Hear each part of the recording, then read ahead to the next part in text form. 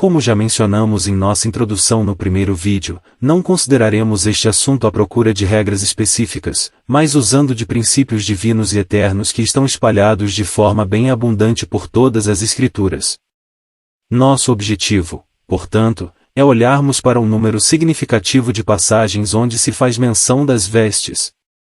É claro que, ao pensarmos sobre as vestes adequadas, também iremos considerar as inadequadas, e para isso citações de textos onde as vestes assumem um aspecto negativo se farão necessárias. Mas para isso precisamos primeiro estabelecer a ligação que uma forma de vestir tem com o caráter de uma pessoa.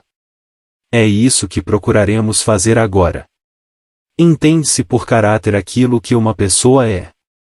É o conjunto de comportamentos que formam sua personalidade, e é desse modo que as pessoas a conhecem. O caráter de uma pessoa pode ser lembrado apenas por fazermos menção do nome de determinada pessoa conhecida. Pronto. Rapidamente nos lembramos de quem se trata e o que aquela pessoa representa. Porém nossa roupa fala sobre nosso caráter de uma forma muito mais profunda.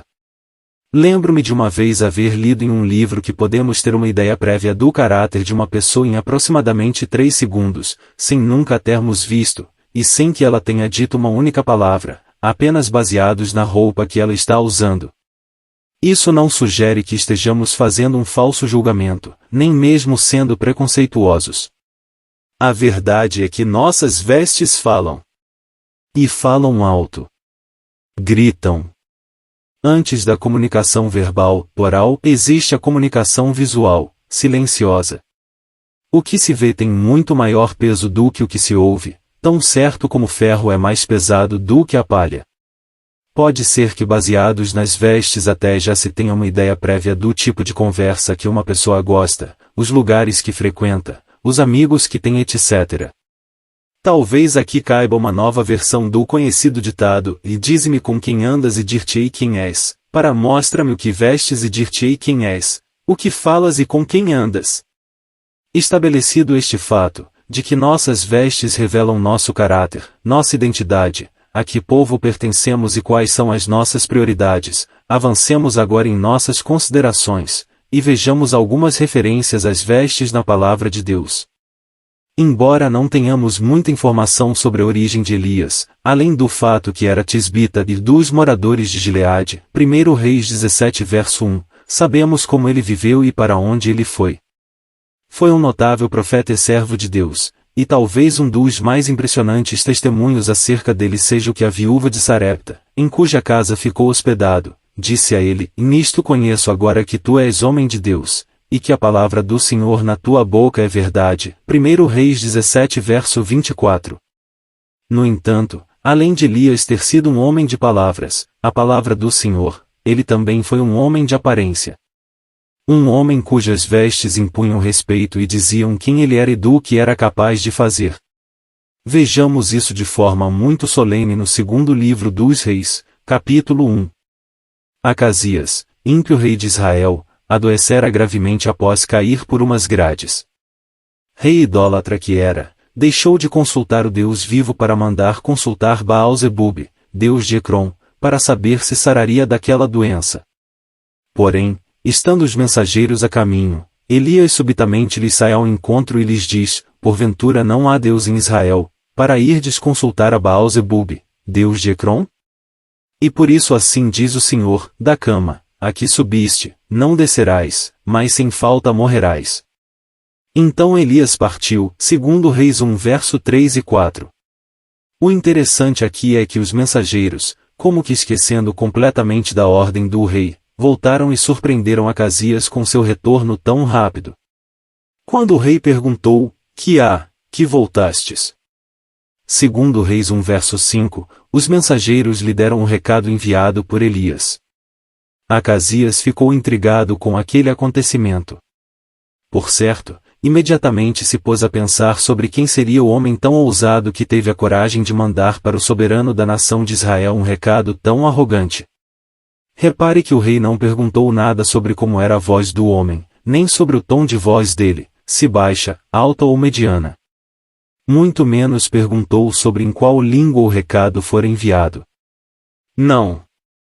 O rei queria saber a identidade do atrevido homem cujo coração o instigara a enviar-lhe novas tão duras. Portanto, não quis perder tempo querendo saber sobre eloquência ou falta de eloquência, capacidade de oratória ou falta dela. Foi direto ao ponto: qual era a aparência do homem que veio ao vosso encontro e vos falou estas palavras? Segundo Reis 1 verso 7. Fica claro pela resposta dos servos que, ao fazer menção da aparência do homem, o rei não estava se referindo a traços físicos. Os servos responderam: era um homem vestido de pelos, com os lombos cingidos de um cinto de couro. Segundo Reis 1 verso 8.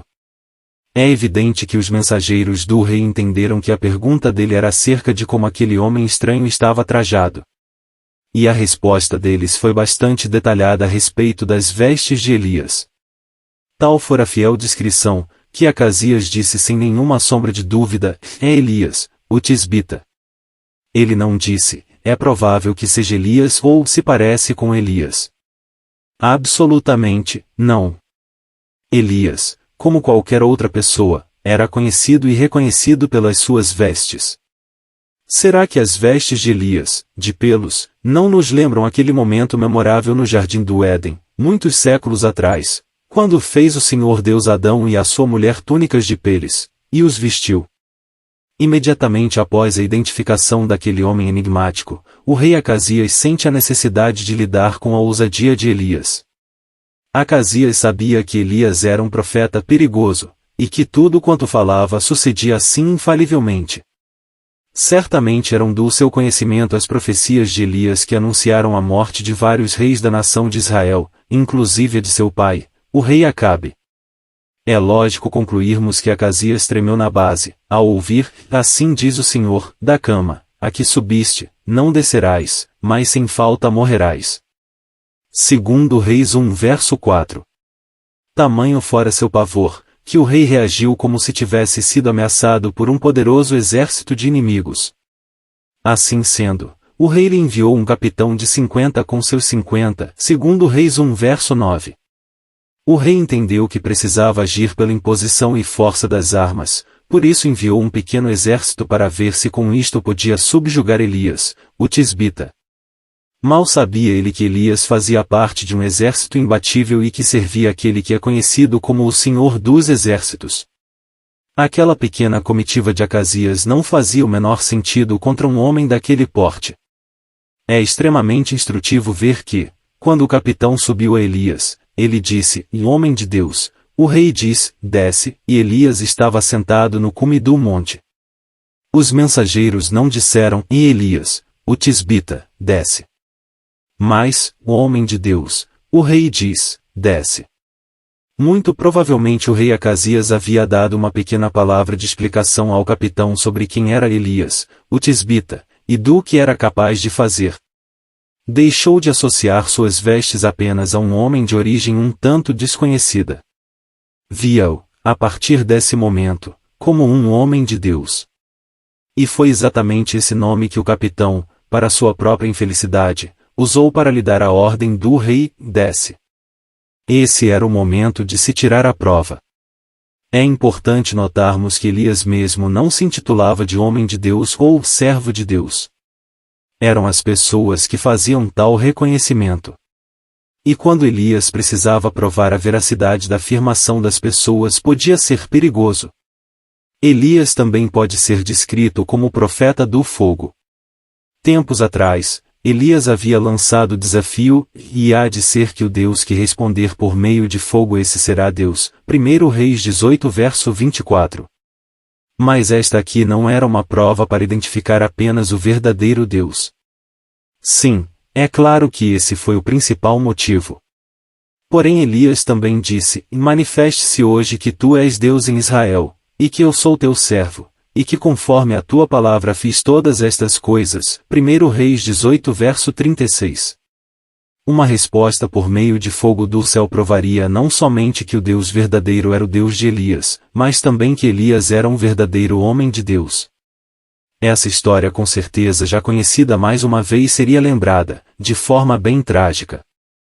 Como não havia holocaustos para serem consumidos pelo fogo, Elias disse, e se eu, pois, sou homem de Deus, desça fogo do céu, e te consuma-te aos teus 50, segundo Reis 1 verso 10, e assim aconteceu, e naqueles 51 homens foram consumidos. O rei, porém, não se deu por vencido com aquela vergonhosa derrota. Ele tornou a enviar outro capitão de 50, com uma ordem ainda mais ousada, desce depressa, segundo Reis 1 verso 11. O mesmo processo se repetiu, e mais uma vez homens foram consumidos. A insensibilidade do rei Acasias era tal que, sem nenhum amor pelas vidas dos seus soldados, enviou o terceiro capitão ao homem de Deus.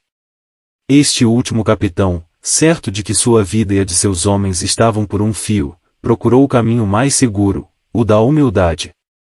Veja o que ele fez. Então subiu o capitão de 50 e, chegando, pôs-se de joelhos diante de Elias, e suplicou-lhe, dizendo, e homem de Deus, seja, peço-te, preciosa aos teus olhos a minha vida, e a vida destes 50 teus servos, segundo Reis 1 verso 13. Assim, diante deste comportamento de verdadeira humildade e súplicas, o anjo do Senhor disse a Elias, desce com este, não temas.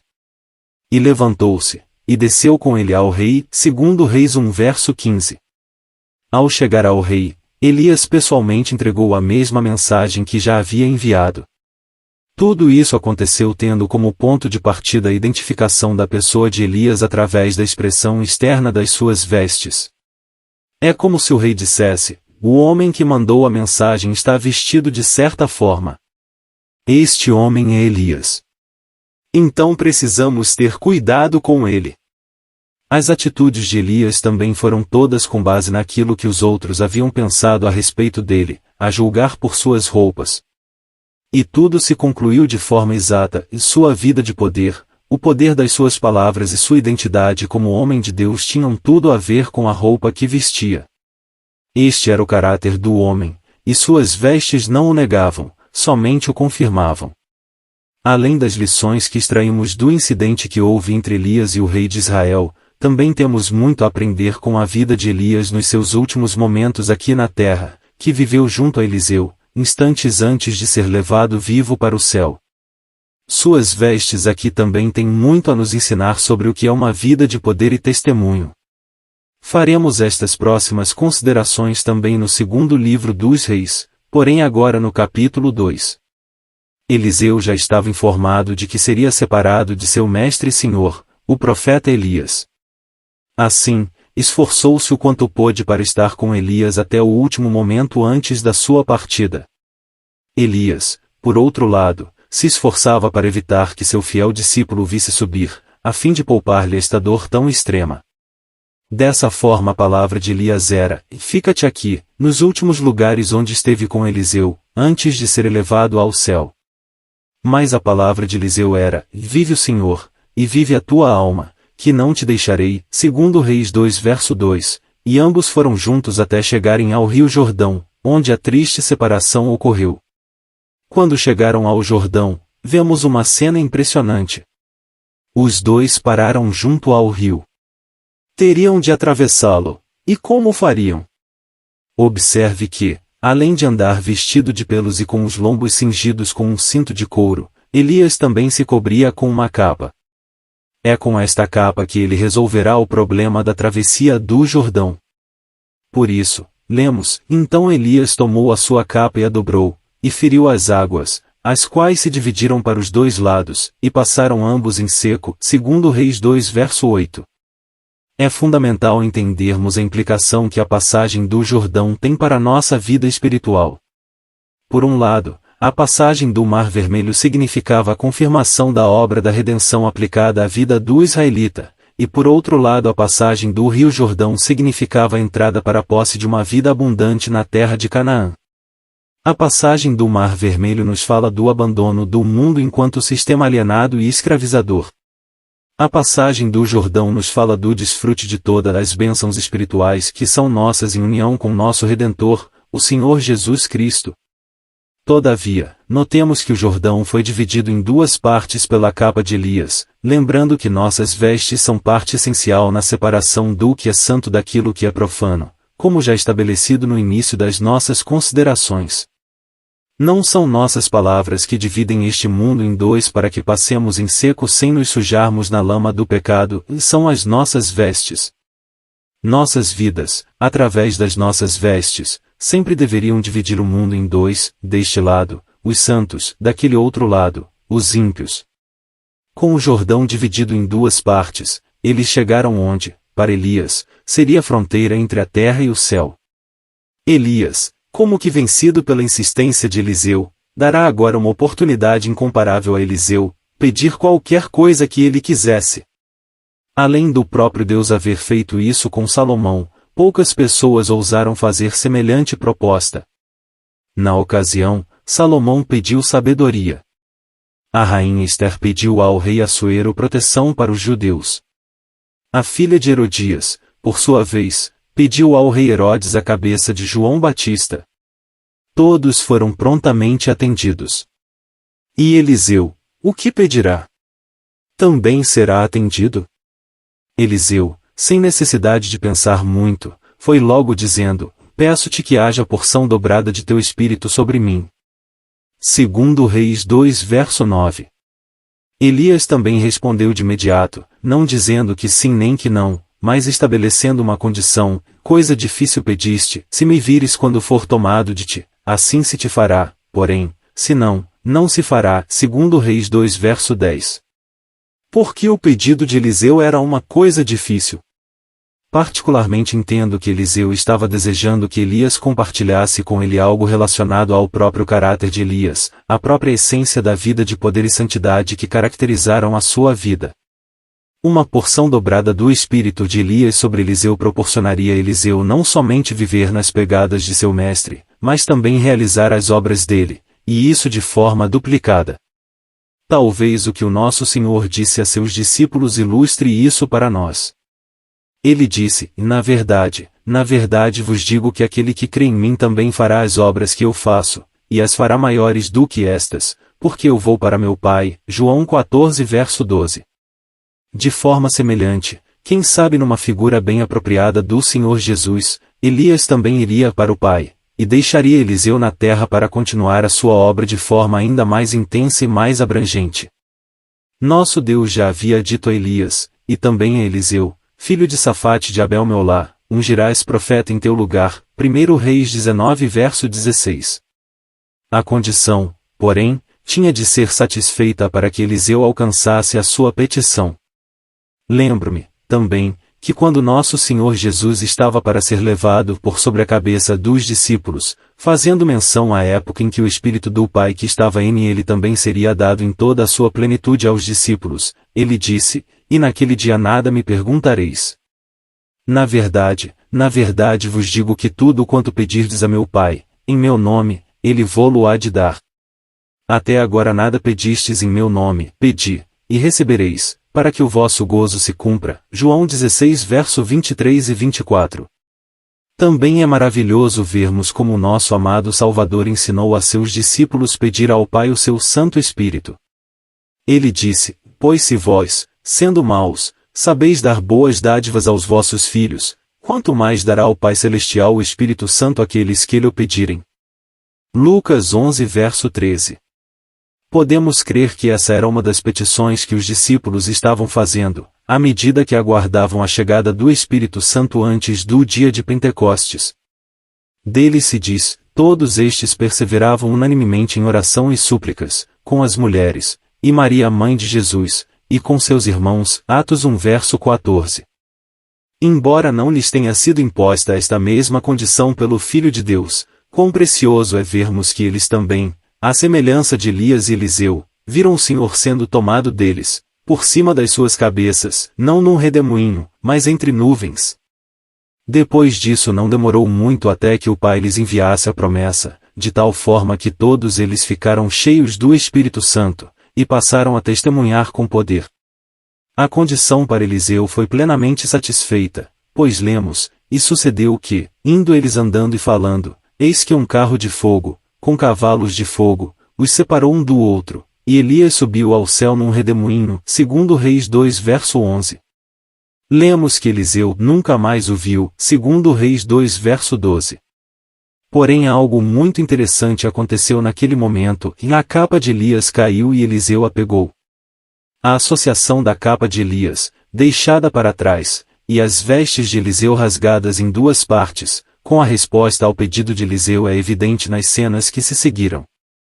Lemos que Eliseu, pegando as suas vestes, rasgou-as em duas partes, segundo Reis 2 verso 12. Porção dobrada do Espírito e as vestes rasgadas em duas partes têm muito a ver. Já observamos no desenvolver das nossas considerações que nossas vestes falam do nosso caráter e do que fazemos. Sendo que a porção dobrada do Espírito de Elias representava o desejo de Eliseu de se identificar com o caráter e vida de Elias, a deixada para trás da capa de Elias, e Eliseu se apossando dela, nos dá a entender que, figurativamente falando, Eliseu estava pronto para se revestir do próprio caráter de Elias. E não é isso que lemos na palavra, no que diz respeito ao nosso relacionamento com nosso Salvador, porque todos quantos fostes batizados em Cristo já vos revestistes de Cristo, Gálatas 3 verso 27. Parece que, até certo ponto, podemos dizer que Eliseu também foi batizado em Elias na passagem do Jordão, momentos antes de poder ser revestido do seu caráter. Agora também era hora de Eliseu tirar a prova. Ter porção dobrada do Espírito de Elias, para ele talvez significasse dividir as águas do Jordão em duas partes. O que de fato ocorreu, como lemos, e tomou a capa de Elias, que dele caíra, e feriu as águas, e disse, onde está o Senhor Deus de Elias? Quando feriu as águas, elas se dividiram de um ao outro lado, e Eliseu passou, segundo Reis 2 verso 14. Usou a mesma capa para fazer exatamente a mesma coisa que seu senhor fizera. Importa-nos dizer que a pergunta de Eliseu não foi onde está o homem de Deus, mas onde está o Deus deste homem? Teria condições de prosseguir sem a presença de Elias, mas não poderia sem a presença do Deus de Elias. Quando os filhos dos profetas viram o que Eliseu fez, não tiveram dúvida. Disseram, o espírito de Elias repousa sobre Eliseu. E vieram-lhe ao encontro, e se prostraram diante dele em terra, segundo Reis 2 verso 15. Viram que Eliseu estava de posse, não somente da capa de Elias, mas também da sua vida de poder.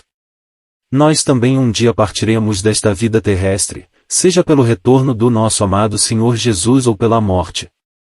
Nossas vestes, não somente nossa capa, também ficarão para trás, ou seja, nosso caráter, nosso testemunho, a essência da nossa vida. Caso seja possível alguém se apoderar do nosso caráter depois da nossa partida para continuar nosso serviço no reino de Deus, o que essa pessoa será capaz de fazer, servindo-se do legado que deixamos? Parece que os filhos dos profetas ainda não haviam entendido que pouco importava para Eliseu onde Elias estava, visto que o Deus de Elias já lhe havia dito, eu estou aqui, ao dividir o Jordão em dois, e a própria vida de Eliseu era como se fosse a continuação da vida de Elias. No entanto, eles disseram, eis que agora entre os teus servos há 50 homens valentes, ora deixa-os ir para buscar a teu Senhor, pode ser que o elevasse o Espírito do Senhor e o lançasse em algum dos montes, ou em algum dos vales. Porém ele disse, e não os envieis. Mas eles insistiram com ele, até que, constrangido, disse-lhes, enviai. E enviaram 50 homens, que o buscaram 3 dias, porém não o acharam, segundo Reis 2 verso 16 e 17. Por certo, esses filhos dos profetas não sabiam do perigo que representava enviar 50 homens valentes para buscar o homem de Deus, principalmente se ousassem dizer, desce depressa. O rei Acasias e os seus capitães tiveram que amargar as consequências de tal busca. Todavia os homens foram procurar Elias, e o fizeram por 3 dias, uma busca na verdade inútil, não o encontraram. Descobriram que o fogo não havia descido do céu para consumi-los, mas sim que Elias de fato havia subido ao céu, e isso em meio a fogo. Isso me lembra também de um homem de Deus, que por 3 dias ficou desaparecido da vista dos seus discípulos, e seria igualmente inútil buscá-lo naqueles dias. Ele mesmo havia dito a eles, filhinhos, ainda por um pouco estou convosco. Vós me buscareis, mas, como tenho dito aos judeus, para onde eu vou não podeis vós ir, eu vou-lo digo também agora. João 13 verso 33.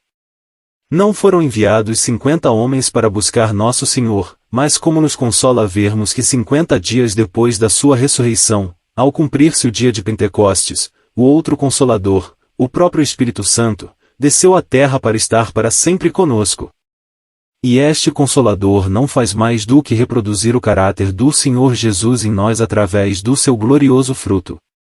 Não parece que seria uma coisa proveitosa concluirmos nossas considerações sobre as vestes de Elias sem fazermos ligeiras comparações e contrastes entre a vida de Elias e de João Batista.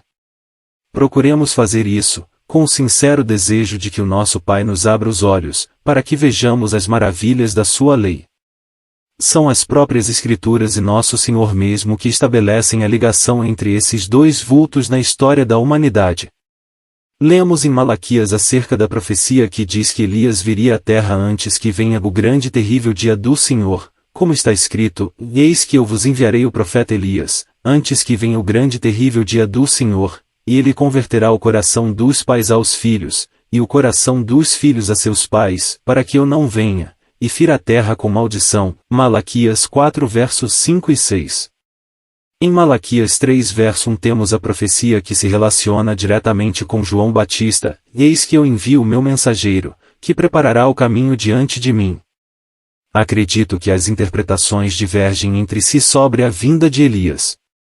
Ele pessoalmente virá à terra, ou já veio na pessoa de João Batista? João Batista era Elias em pessoa ou a expressão do seu caráter e vida? Quando os discípulos também apresentaram dúvidas sobre a necessidade de Elias vir primeiro, o Senhor Jesus respondeu: Em verdade Elias virá primeiro, e restaurará todas as coisas, mas digo-vos que Elias já veio, e não o conheceram, mas fizeram-lhe tudo o que quiseram. Assim farão eles também padecer o Filho do Homem. Mateus 17 verso 11 e 12. Com esta explicação, os próprios discípulos entenderam que lhes falará acerca de João Batista. Sem querermos entrar numa argumentação para saber se a profecia trata acerca do caráter ou da pessoa de Elias propriamente dita, gostaria que prosseguíssemos com as comparações e contrastes entre os dois, conforme proposto para fechamento deste tópico. João Batista inicia seu ministério exatamente no mesmo lugar onde Elias termina o seu, a saber, nas proximidades do Rio Jordão, conforme lemos em Lucas 3 verso 3, e percorreu toda a terra ao redor do Jordão, pregando o batismo de arrependimento, para o perdão dos pecados. A igualdade das vestes de Elias e João Batista quase me faz crer que se trata da mesma pessoa, ou pelo menos do mesmo caráter. Suas vestes são idênticas, conforme vemos em Marcos 1 verso 6, e João andava vestido de pelos de camelo, e com um cinto de couro em redor de seus lombos. Não podemos deixar de pensar como a igualdade das suas vestes nos fala também da igualdade de caráter entre os dois. João Batista reproduziria o caráter de Elias. Vemos isto expresso majestosamente na própria descrição do anjo Gabriel a Zacarias, seu pai, e irá adiante dele no espírito e poder de Elias, para converter os corações dos pais aos filhos, e os rebeldes à prudência dos justos, com o fim de preparar ao Senhor um povo bem disposto. Lucas 1 verso 17. João usaria as mesmas vestes, expressaria o mesmo caráter e viveria o poder da vida de Elias, tal qual Eliseu também já havia experimentado. Pudéssemos nós também viver nas mesmas pisadas do nosso amado Salvador, uma vez que já nos deu o seu Espírito. Assim como a capa de Elias foi deixada para trás e compartilhada com Eliseu, o qual a usou para dividir o Jordão em duas partes, João Batista, embora ainda na terra, teve semelhante atitude, ao dizer: quem tiver duas túnicas reparta com quem não tem. Lucas 3 verso 11. Uma vez que túnicas falam das vestes que o próprio Deus deu ao homem, vestes decentes, aqui podemos aplicar num sentido literal mesmo: quem tiver vestes decentes sobrando dê a quem não tem, visto que os estilistas do mundo não querem produzir mais túnicas, mas apenas cintas. Vemos um exemplo disso na atitude de Jonatas para com seu amigo Davi, e Jonatas se despojou da capa que trazia sobre si, e a deu a Davi, como também as suas vestes. 1 Samuel 18 verso 4. Um dos contrastes mais notáveis entre os dois homens de Deus que estamos considerando está na forma como deixaram este mundo. Elias, em espírito, alma e corpo parte para o céu. Sua capa é deixada para trás e usada por Eliseu para dividir o Jordão em duas partes. João Batista, por sua vez, teve seu espírito e alma separados do corpo. Seu corpo também foi dividido em duas partes, seu corpo foi sepultado por seus discípulos, mas não sabemos o que foi feito da sua cabeça. Mais de uma coisa temos certeza, e aquele que é o cabeça da igreja, que é o seu corpo, está vivo à destra da majestade nas alturas, e sem demora voltará para nos tomar para si mesmo. Havendo deixado Elias no céu, o corpo de João Batista sem cabeça sepultado, concluamos agora com aquele momento singular, quando Elias desceu do céu para conversar com o Filho de Deus aqui na terra, no assim chamado Monte da Transfiguração. Pedro, por sua vez, o chama de Monte Santo. Moisés, representando a lei, e Elias, representando os profetas, desceram para falar com aquele diante de quem todos têm que se curvar. Moisés e Elias foram grandes homens de Deus, mas tiveram que descer à terra para uma reunião importante com aquele que está acima de toda comparação, a quem seja glória, poder e domínio pelos séculos dos séculos. Nosso Senhor estava prestes a estar junto de um homem cujo corpo fora sepultado pelo próprio Deus e de outro que foi levado vivo para a presença de Deus, e esses dois apareceriam em glória. Por esta razão, para que os discípulos não corressem o risco de, se de alguma forma isso fosse possível, diminuir o Rei dos Reis e Senhor dos Senhores, nosso Senhor transfigurou-se diante deles, e o seu rosto resplandeceu como o sol. Mateus 17 verso 2. Assim que ele muda sua aparência na presença dos discípulos, apareceram Moisés e Elias, falando com ele. Mateus 17 verso 3, os quais apareceram com glória. Lucas 9 verso 31. Embora os discípulos tenham visto Moisés e Elias em glória, mais tarde Pedro, ao falar desse memorável acontecimento, não faz menção da glória de Moisés e Elias, mas sim da do Senhor Jesus Cristo, dizendo: e mais nós mesmos vimos a sua majestade. Porquanto ele recebeu de Deus Pai honra e glória, quando da magnífica glória lhe foi dirigida a seguinte voz: este é o meu Filho amado, em quem me tenho comprazido. Segundo Pedro 1 verso 16 e 17.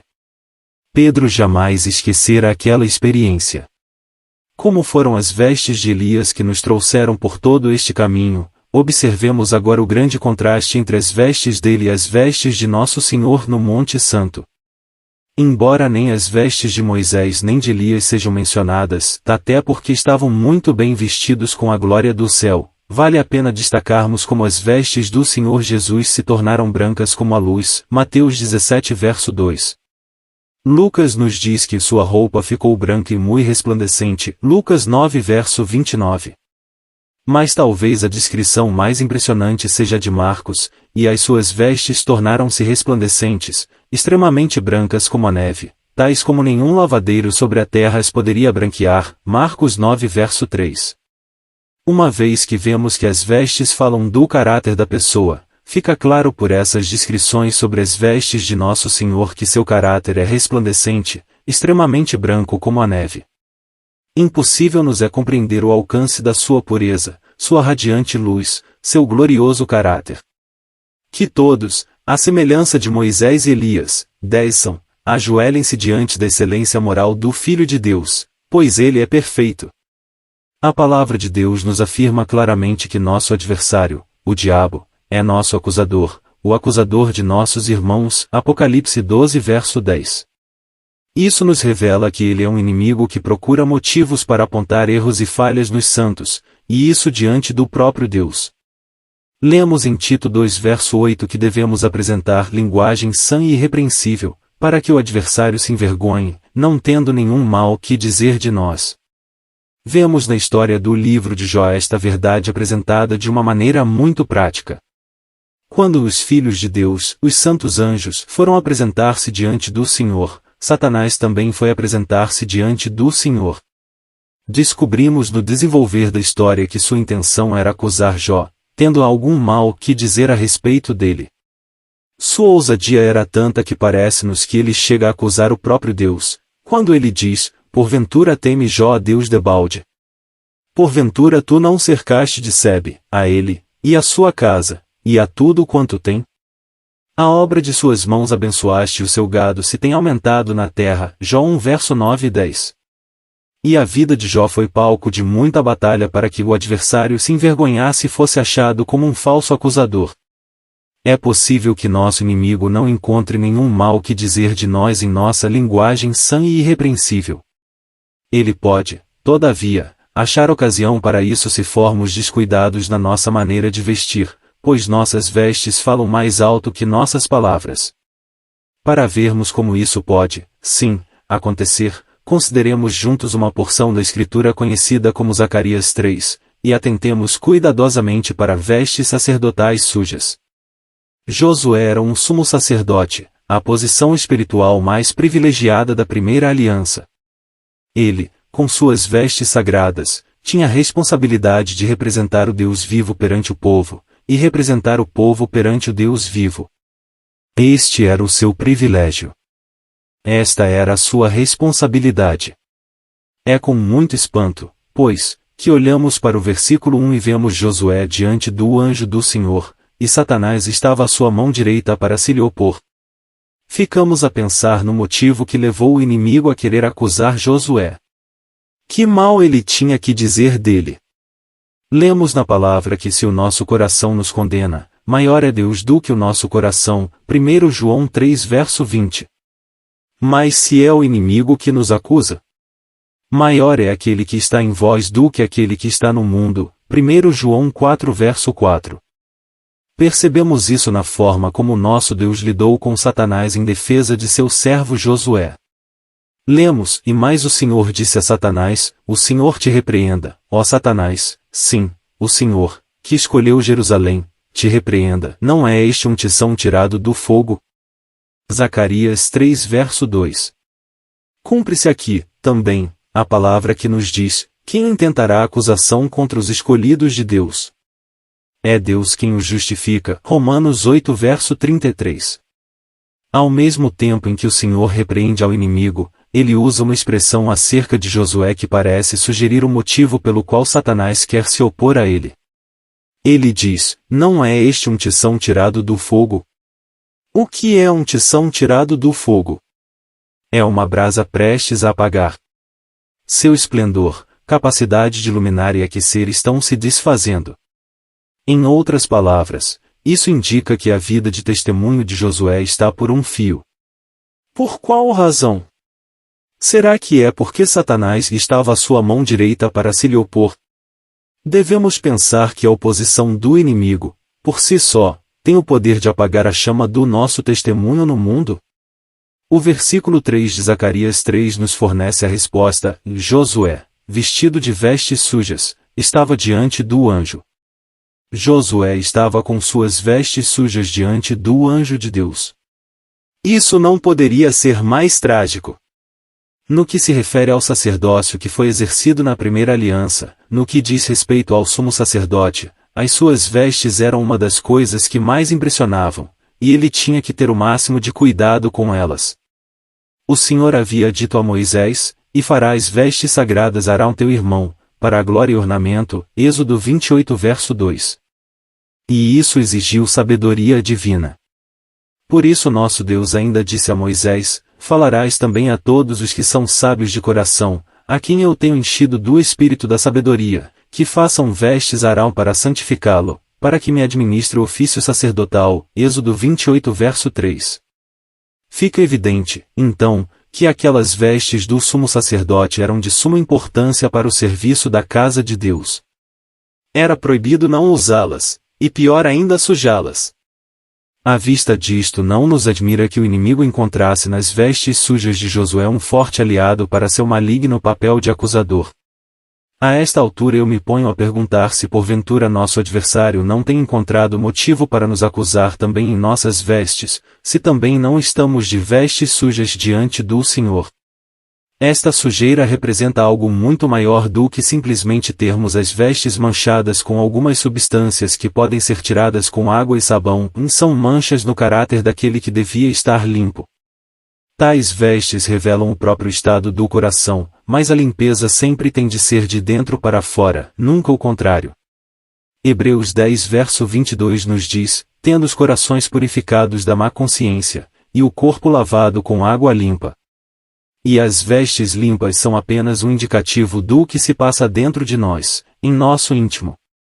Nosso Senhor também afirmou, fariseu cego: limpa primeiro o interior do copo e do prato, para que também o exterior fique limpo. Mateus 23 verso 26.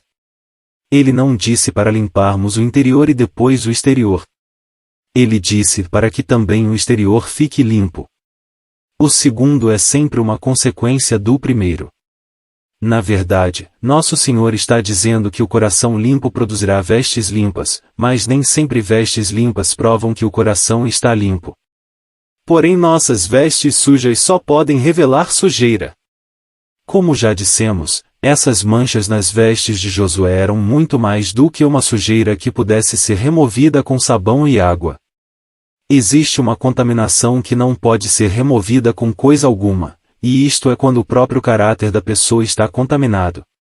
Vejamos um exemplo disso em Jeremias 2 verso 22, por isso, ainda que te laves com salitre, e amontoes sabão, a tua iniquidade está gravada diante de mim, diz o Senhor Deus. E a não ser que o próprio Deus onipotente tome providência para o nosso problema, estamos condenados a um permanente estado de impureza. Quão precioso e instrutivo é vermos nosso Deus tomando providência quanto ao estado humilhante de seu sumo sacerdote. Ele disse, tirai-lhe estas vestes sujas. Zacarias 3 verso 4. Aqui vemos a maneira pela qual o Senhor podia dizer a Satanás, o Senhor te repreende. Não eram palavras de repreensão vazias. Ao ver que o problema das vestes sujas de Josué estava resolvido, o inimigo teria que dar-se por repreendido. Nosso Pai quer fazer o mesmo conosco e por nós. Não há como tirar de sobre nós o escárnio do adversário, a não ser removendo nossas vestes sujas, contaminadas pela influência da moda do mundo e seus estilistas. Sua sensualidade, sua ostentação, seu orgulho, tudo isso precisa ser removido das nossas vestes. Nós também somos sacerdotes do Deus vivo, e representamos o reino de nosso Senhor Jesus Cristo. Quão mais pura deveria então ser a expressão do nosso caráter representado pela nossa forma de vestir.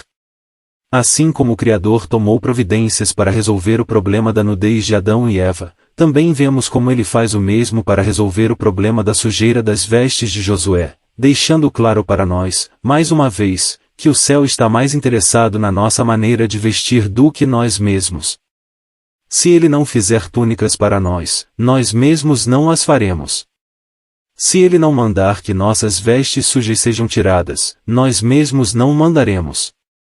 Isso está explícito no texto que se segue, onde lemos, e eis que eu tenho feito, Zacarias 3 verso 4, exatamente como no caso do primeiro casal no jardim, fez o Senhor Deus túnicas de peles e os vestiu.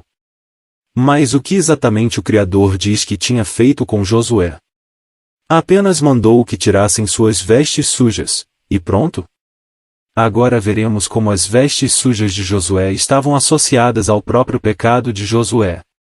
E é isso que vemos, e eis que tenho feito com que passe de ti a tua iniquidade. Tirar as suas vestes sujas era a mesma coisa que fazer passar dele a sua iniquidade ou transgressão. O Senhor tirando-lhe as vestes sujas, tirando-lhe a iniquidade, será que não nos lembra aquele momento inesquecível na vida de alguns discípulos, quando lhes foi dito, eis o Cordeiro de Deus, que tira o pecado do mundo, João 1 verso 29. Como é que o pecado pode ser tirado da vida das pessoas, como suas vestes sujas podem ser lavadas, senão através do Cordeiro de Deus? Já vimos em Apocalipse como aquela multidão vestida de vestes brancas havia lavado e branqueado suas vestes no sangue do Cordeiro, indicando que seu caráter e suas próprias vidas haviam sido lavados. É assim que vemos como a lavagem das nossas vestes simboliza tanto nossa salvação quanto nossa santificação. Ao nos convertermos, somos salvos. Porém, após nossa conversão, precisamos de santificação, não mais da salvação, porque já a temos. Entretanto, tanto a salvação quanto a santificação se dão pela aplicação da eficácia do sangue do Cordeiro de Deus, nosso Senhor Jesus Cristo. É por isso que temos na primeira carta de Pedro, e eleitos segundo a presciência de Deus Pai, em santificação do Espírito, para a obediência e aspersão do sangue de Jesus Cristo. 1 Pedro 1 verso 2. Eleitos segundo a presciência de Deus Pai, em santificação tem a ver com a salvação. Porém, para a obediência e aspersão do sangue de Jesus Cristo tem a ver com nossa santificação, a qual só pode ser desenvolvida pelo ministério do Espírito, que nos aplica a eficácia do sangue do nosso Senhor. A aspersão do sangue de Jesus Cristo nos fala da disponibilidade do poder desse sangue para continuar purificando nossas vidas, nossas vestes, à medida que o contato com o mundo nos comunica alguma sujeira.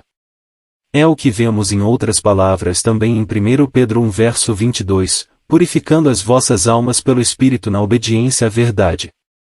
A mesma verdade é também vista em 1 João 1 verso 7, e mais se andarmos na luz, como ele na luz está, temos comunhão uns com os outros, e o sangue de Jesus Cristo, seu Filho, nos purifica de todo o pecado.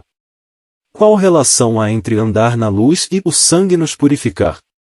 A verdade é que quando andamos na luz da presença divina, nós nos vemos como o próprio Deus nos vê, vemos nossas vestes sujas, e o poder do sangue pode ser aplicado à nossa consciência, como ocorreu com Josué. Vemos somente o Senhor fazendo menção das vestes sujas de Josué. Pode ser que ele mesmo não as tivesse notado ainda. Da mesma forma, é somente quando o Pai das luzes revela as nossas impurezas na luz da sua presença que podemos ver nossas próprias imperfeições de caráter, e este pode, assim, ser aperfeiçoado.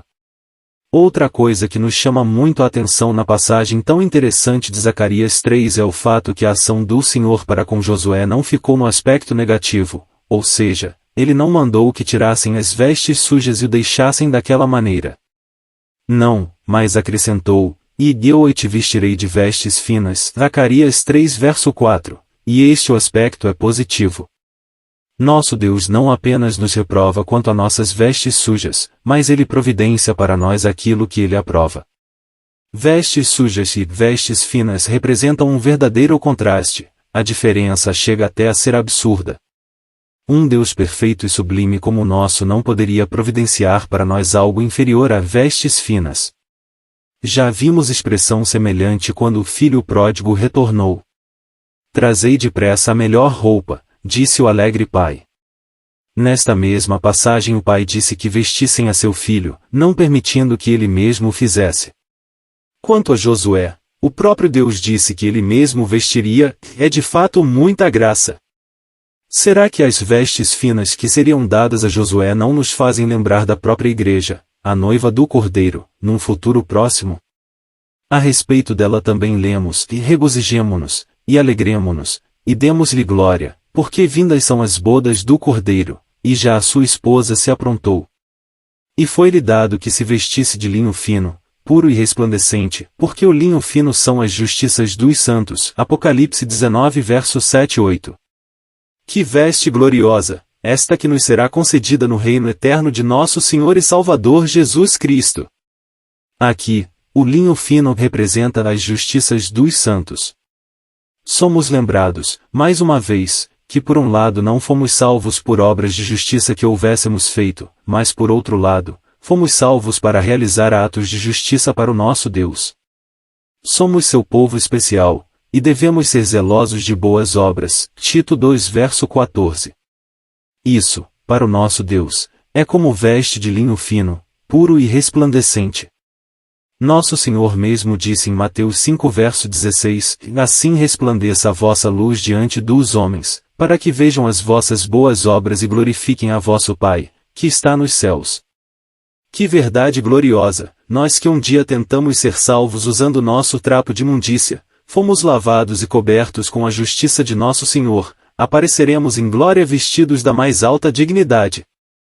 Após o nosso Deus ordenar que as vestes sujas de Josué fossem tiradas e afirmar que o vestiria de vestes finas, seu profeta Zacarias também disse que colocassem uma mitra limpa sobre a cabeça dele. E desse modo aconteceu, e puseram uma mitra limpa sobre a sua cabeça, e vestiram-no das roupas, e o anjo do Senhor estava em pé. Zacarias 3 verso 5. Depois disso vemos que o anjo do Senhor protestou a Josué, dizendo, se andares nos meus caminhos, e se observares a minha ordenança. Zacarias 3 verso 7. Josué é desafiado a ter um andar e um proceder que correspondessem com as vestes finas e limpas que passou a usar. Não vemos mais menção de Satanás no restante da história que seguiu. E é somente quando temos um comportamento coerente com as nossas vestes que damos a nosso inimigo motivo para bater em retirada. Talvez pensássemos que usando vestes limpas e decentes fosse suficiente, porém isso é um bom começo para andarmos nos caminhos do Senhor, caminhos estes longos e estreitos. Que o nosso Deus nos ajude a reconhecer a grandeza da nossa posição como sacerdócio real, quão grande é nossa responsabilidade. Que nossas vestes sempre estejam à altura de nunca permitir que o inimigo nos alcance com suas acusações, mas que ele se envergonhe sempre. E, se porventura, ele encontrar em nossas vestes algo que possa usar contra nós diante do nosso Deus, lembremos do sangue do Cordeiro que um dia nos valeu e continua a nos valer. Sua eficácia é sempre a mesma. Seu poder nunca diminui. Sua garantia é eterna. Nosso acusador sabe disso. Que saibamos disso também. Nosso Deus pode fazer com que passe de nós a nossa iniquidade e nos vestir de vestes finas, as quais Ele mesmo se serve de providenciar. Chegamos agora a uma passagem da Escritura um tanto solene e cheia de advertências pelos acontecimentos que na íntegra nos são detalhados. Refiro-me a 2 Samuel 13, onde temos a prática do pecado de incesto, que foi quando um dos filhos do rei Davi, Amnon, forçou a própria irmã, Tamar, e se deitou com ela. O que queremos extrair deste acontecimento é o que tem relação com o nosso tema, isto é, as vestes de um redimido. Mas antes de irmos direto ao ponto, precisamos literalmente rodeá-lo, pois nos acontecimentos que o cercam encontramos muitas instruções de igual riqueza e aplicação espiritual. Vejamos algumas. Temos diante de nós um acontecimento que teve lugar imediatamente após o pecado e julgamento de Davi nos capítulos que antecedem 2 Samuel 13, isto é, 2 Samuel 11 e 12. Somos conhecedores do fato de Davi ter caído no pecado de adultério com Batseba, após vê-la banhar-se do terraço de sua casa. É claro que a imprudência desta mulher, despir-se e banhar-se em um local público fácil de ser vista, coisa que é comum neste presente século mal, cooperou com o fracasso de Davi. Porém devemos considerar como causa de maior peso o fato dele ter ficado em casa no tempo em que os reis saem à guerra, 2 Samuel 11 verso 1. Talvez se houvesse ido à guerra e morrido lá como um verdadeiro guerreiro, teria sido melhor do que ter ficado em casa e pecado como um verdadeiro covarde, como a palavra nolo confirma. Foram vários os pecados envolvidos nesse único pecado de adultério. Também as consequências foram muitas. Sabemos que o pecado de adultério exigia a morte por apedrejamento, tanto para o homem quanto para a mulher. No entanto, além do esposo da mulher ter sido morto ao invés de Davi, e a mulher ao invés de ser morta ter sido tomada por esposa pelo próprio homem que mandou matar seu marido, Davi ainda teve seu pecado perdoado. Não sabemos exatamente por qual motivo lhe foi dito, também o Senhor perdoou o teu pecado, não morrerás, 2 Samuel 12 verso 13. O que sabemos é que no momento em que Natã confrontava o pecado de Davi, este pronunciou a oração que temos no Salmo 51. E ele inicia aquele salmo com as seguintes palavras: Tem misericórdia de mim, ó Deus, segundo a tua benignidade, apaga as minhas transgressões, segundo a multidão das tuas misericórdias. Misericórdia é aquela atitude cheia de compaixão que faz com que nosso Deus sinta a nossa miséria e não nos puna como merecemos. Tal misericórdia só pode ser alcançada por um verdadeiro arrependimento e confissão de pecado. Tiago 2 verso 13 nos afirma que a misericórdia triunfa sobre o juízo. E é isso que vemos nas palavras de Natã, quando diz a Davi, não morrerás. O texto bem conhecido de Lamentações 3 verso 22 também nos diz, as misericórdias do Senhor são a causa de não sermos consumidos, porque as suas misericórdias não têm fim. Na parábola que o nosso Salvador contou estão registradas as palavras do publicano desta maneira, ó Deus, tem misericórdia de mim, pecador, Lucas 18 verso 13, e desceu justificado. Por certo, este pode muito bem ter sido o principal motivo pelo qual Davi foi poupado da morte, como consequência direta do seu pecado. Porém precisamos entender que o perdão divino é uma coisa, e as consequências do pecado, outra bem diferente. O fato de Davi ter recebido a garantia de que não morreria não significava que não haveria consequência nenhuma. Sem dúvida, haveria, e muitas. Quando entendemos a verdade de que colhemos o que semeamos, e que isso é uma lei que rege toda semeadura, somos trazidos à simples conclusão que não há ato sem consequência. Se queremos os frutos de tudo o que semeamos, isso é outro assunto. Uma das consequências do pecado de Davi, e é a que nos interessa a partir de agora, tinha relação direta com a sua família. Houvesse Davi sido previamente informado, e ele teria dito: tem misericórdia de mim e de minha família, e não apenas tem misericórdia de mim. E foi o que aconteceu a ele, e a misericórdia o cercou qual um manto, para o juízo cair sobre sua família. Ele não morreria, mas muitos dos seus filhos morreriam. Vejamos o que Natã disse a ele, mesmo antes que Davi confessasse seu pecado: e agora, pois, não se apartará a espada jamais da tua casa, segundo Samuel 12 verso 10. Vemos nisso um importante princípio de que nossas atitudes sempre têm seríssimas consequências para nossa família, principalmente para nossos filhos. No entanto, nosso Deus prometeu aos que o amam e guardam seus mandamentos fazer misericórdia até 1000 gerações, Êxodo 20 verso 6, em relação a seus descendentes. Porém vemos como esta espada de juízo trouxe tanta amargura à família de Davi, a começar por seus filhos. O primeiro a receber o golpe desta espada foi o próprio filho dele, que gerou em seu adultério com Batseba. Natã havia dito a ele: todavia, porquanto com este feito deste lugar sobremaneira que os inimigos do Senhor blasfemem, também o filho que te nasceu certamente morrerá, segundo Samuel 12 verso 14. A verdade é que podemos desfrutar sempre das misericórdias do Altíssimo, mas nunca ignorarmos seus juízos, parece ter sido bem compreendida por Davi, após tudo que ele viu acontecer à sua família. Ele disse no Salmo 101, cantarei a misericórdia e o juízo, a ti, Senhor, cantarei. Não podia mais separar a misericórdia do juízo, visto que sempre caminham juntos, embora a misericórdia triunfe sobre o juízo. Como já vimos, as misericórdias do nosso Deus são a causa de não sermos consumidos, mas que o fogo de uma santa ira é acendido. Isto sim, com certeza também é verdade, e sentimos seu intenso calor. Davi não somente cantaria a misericórdia e o juízo, mas ele também disse: andarei em minha casa com um coração sincero. Não porei coisa má diante dos meus olhos. Salmo 101 verso 2 e 3. Será que Davi está a se lembrar daquele dia inesquecivelmente angustiante, quando deixou de ir à guerra para ficar em casa, com o coração já comprometido, e ficou a passear no terraço de sua casa, como se não tivesse nada para fazer, e acabou por colocar coisa má diante de seus olhos? Agora, quem sabe sem ter mais tanta capacidade para sair à guerra, mesmo se fosse necessário ficar em sua casa e andar de um lado para o outro, ele diz que o faria com coração sincero e que não poria coisa má diante dos seus olhos. Davi segue neste salmo, ora falando do coração, ora falando dos olhos. Ele diz: um coração perverso se apartará de mim, Salmo 101 verso 4.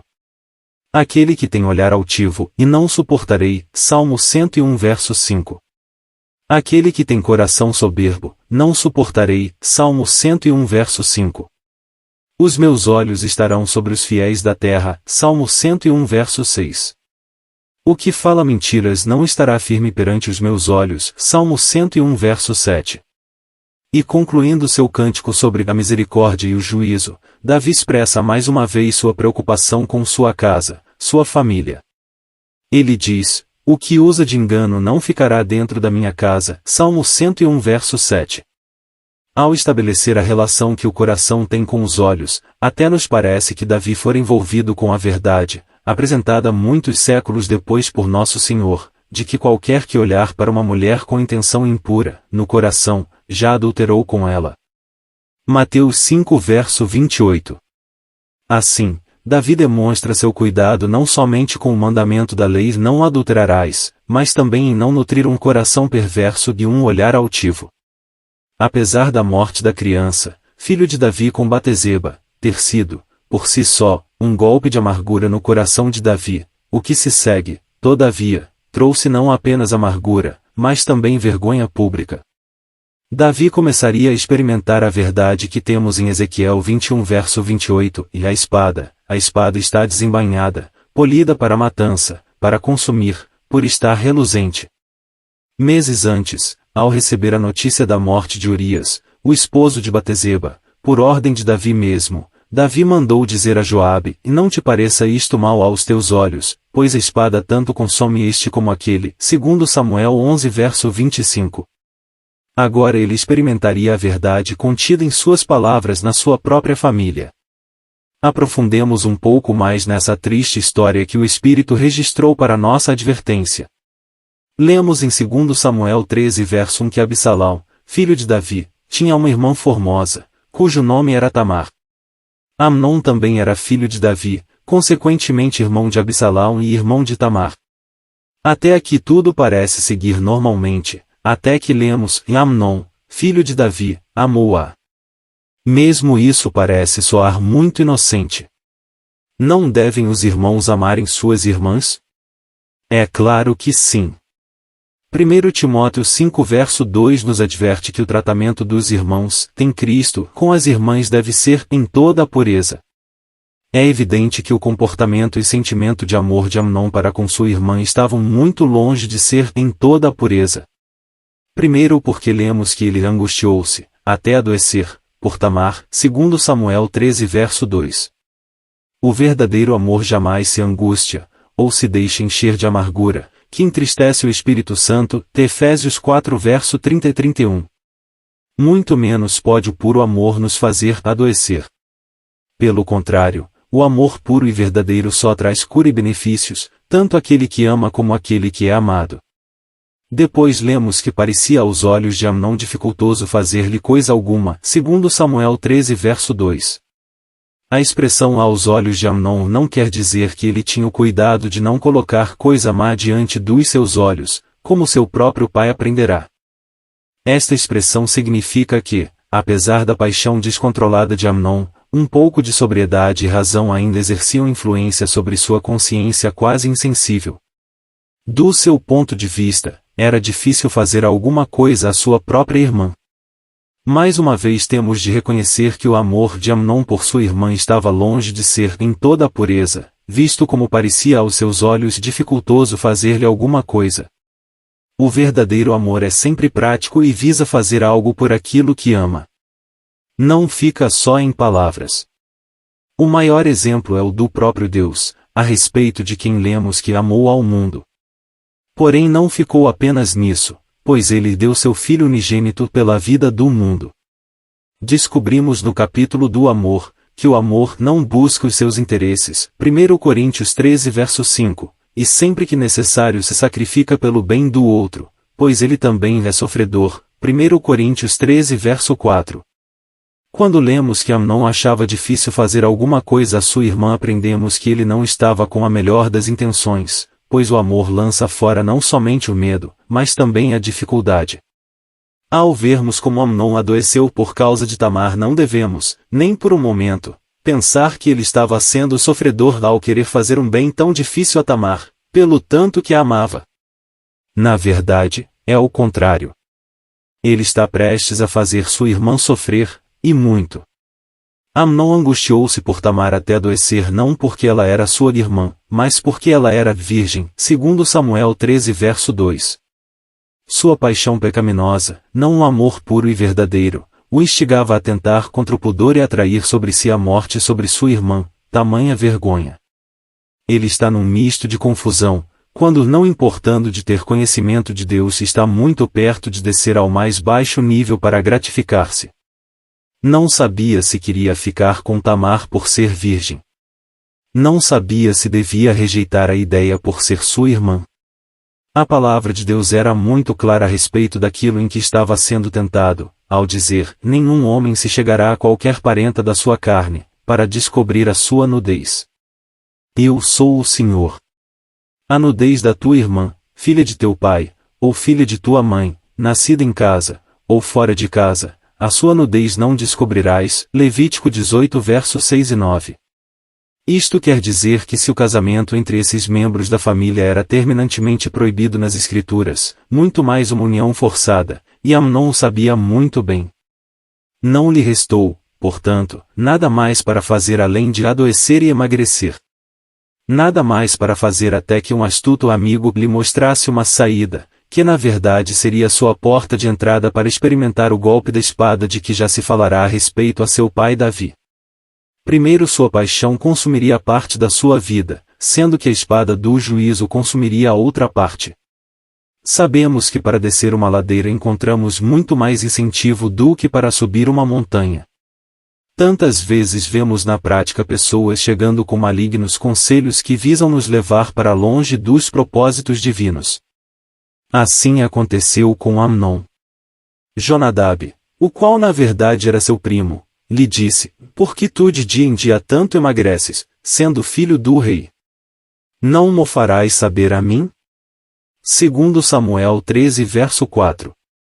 O fato dele estar emagrecendo tanto a cada dia nos sugere que não estivesse se alimentando regularmente. Jonadab parece uma pessoa interessada no bem-estar do primo. Parece até que está a expressar o puro e verdadeiro amor. Na sua opinião, era uma grande humilhação um filho do rei passando por semelhante sofrimento. A triste verdade é que nem Amnon nem Tamar sabiam que Jonadab estava a lhes armar a mais astuta cilada.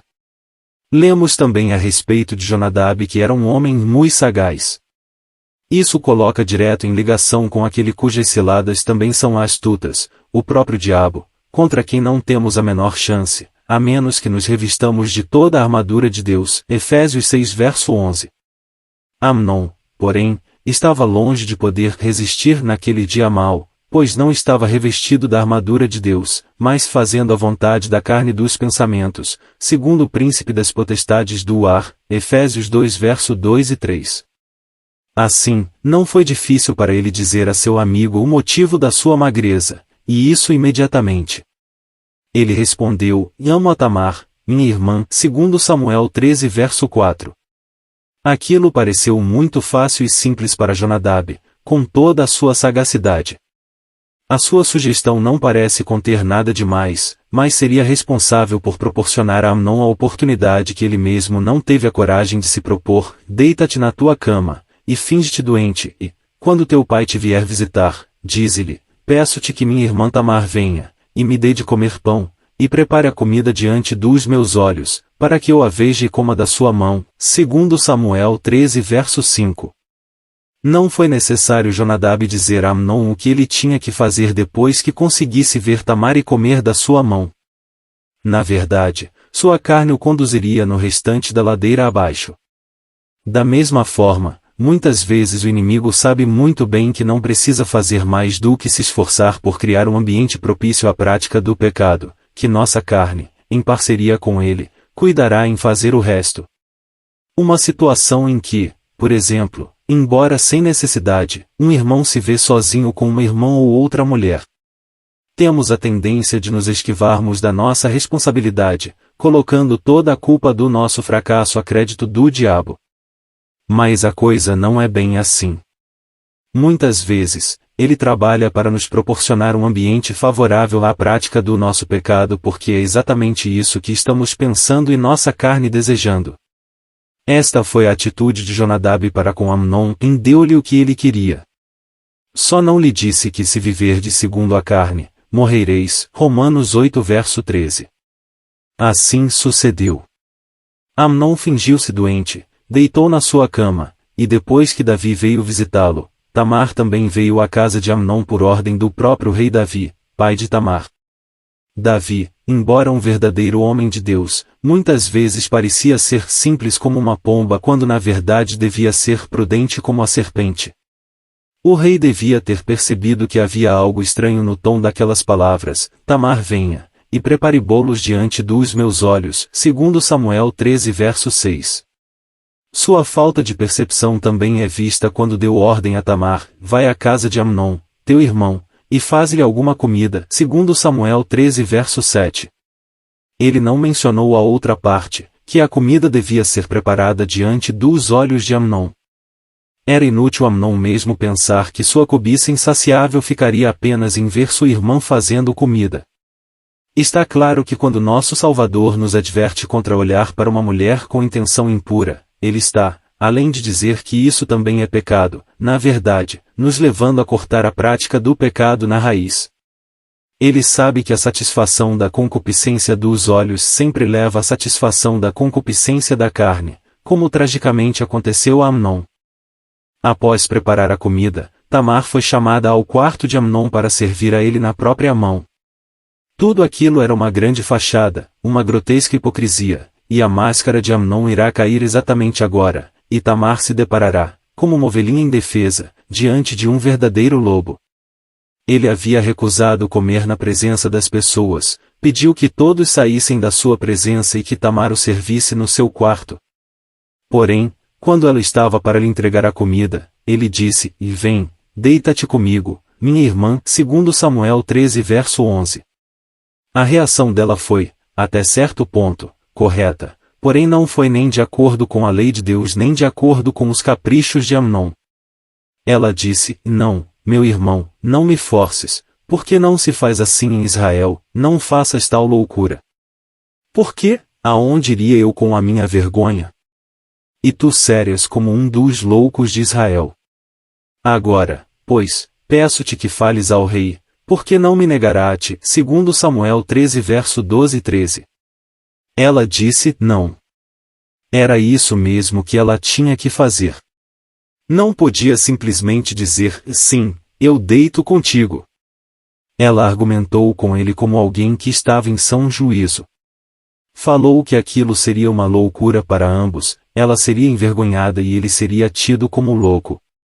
Todavia, Tamar cometeu dois erros fundamentais que devemos observar, um erro no conhecimento das Escrituras, e outro erro na prática das Escrituras. Primeiro ela disse que era para Amnon falar a seu pai para pedir a mão dela em casamento. Totalmente errado. Já vimos no livro de Levítico como isso era terminantemente proibido. Irmãos não tinham permissão para se casarem com irmãs. Agora, se Davi não negaria o pedido, como ela parecia estar certa disso, é outra coisa. Uma coisa é a palavra de Deus ser clara para nós a respeito de algum assunto. Se vamos obedecer a esta palavra, é outra coisa totalmente diferente. E ao pensar que, por estar na posição de autoridade máxima em Israel, Davi podia fazer o que queria, Tamar estava absurdamente equivocada. Seu outro erro foi mais prático. Tivesse ela tomado tempo para conhecer mais a palavra do Deus de Israel, e essa informação poderia lhe ter poupado tamanha desgraça. Ela disse a Amnon, e meu irmão, não me forces, e ela estava correta, repito, até certo ponto. O que ela não entendia é que palavras não significavam nada para Amnon àquela altura em que sua paixão carnal já o havia cegado e ensurdecido.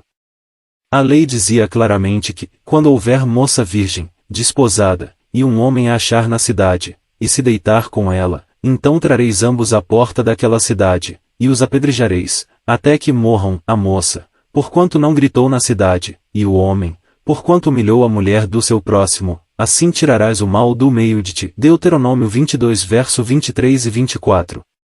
Apesar de Tamar não ser uma moça virgem e desposada, não há dúvida que esse era o caminho que ela também devia ter seguido e ela devia ter gritado, pedindo socorro. Como havia muitas pessoas por perto, embora não dentro do quarto, por certo a teriam ouvido, e seus gritos, por si só, já inibiriam Amnon quanto a continuar. A palavra dizia que, sendo a mulher virgem e desposada, ou seja, noiva, e ela não gritasse ao ser forçada a pecar, ela tinha que morrer juntamente com o malfeitor. Seu silêncio indicava que tinha havido consentimento da parte dela também. A situação de Tamar, porém, é um tanto delicada. Pois ela é virgem, mas não é desposada.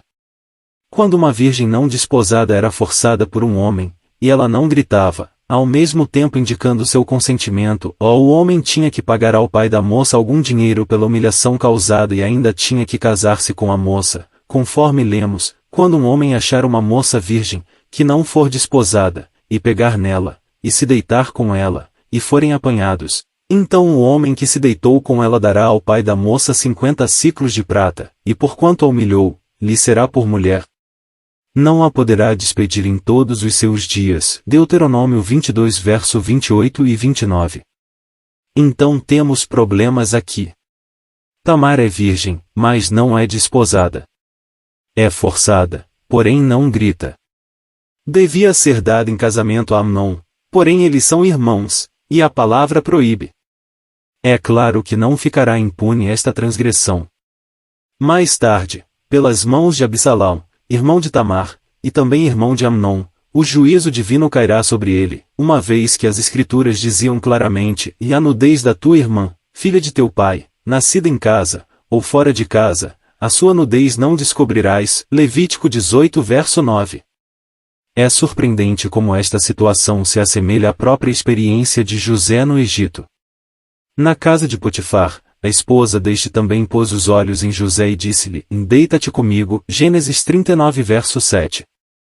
A resposta de José, dentre outras coisas, foi: como pecaria contra Deus? Gênesis 39 verso 9.